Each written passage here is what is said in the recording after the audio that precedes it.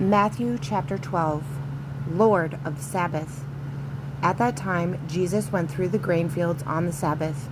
His disciples were hungry and began to pick some heads of grain and eat them. When the Pharisees saw this, they said, "Look, your disciples are doing what is unlawful on the Sabbath." He answered, "Haven't you read what David said or did when he and his companions were hungry?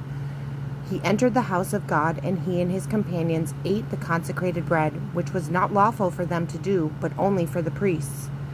Or haven't you read in the law that on the Sabbath the priests in the temple desecrate the day, and yet are innocent? I tell you that one greater than the temple is here. If you had known what these words mean, 'I desire mercy, not sacrifice,' you would not have condemned the innocent. For the Son of Man is Lord of the Sabbath." Going on from that place, he went into their synagogue, and a man with a shriveled hand was there.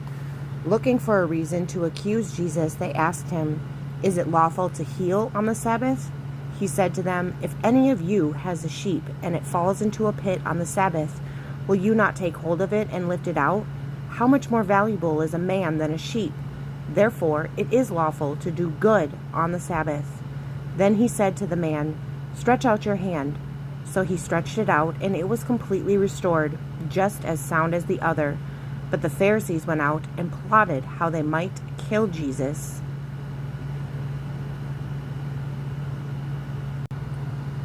So in 1 Samuel we read, David at Nob. In chapter 21, verses 4 through 6, it says, "But the priest answered David, 'I don't have any ordinary bread on hand. However, there is some consecrated bread here, provided the men have kept themselves from women.' David replied, 'Indeed, women have been kept from us, as usual whenever I set out. The men's things are holy, even on missions that are not holy. How much more so today?'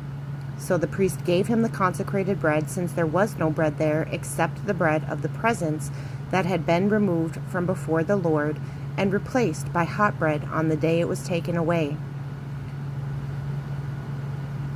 So you see, Yeshua was not one to just go with whatever he was told. He made people question why they were so quick to judge, and backed it up with scripture that we see, in fact, does pan out. So going back to Matthew 12 and being Lord of the Sabbath, again, practicing what he preached. He knew what he was doing and what he was talking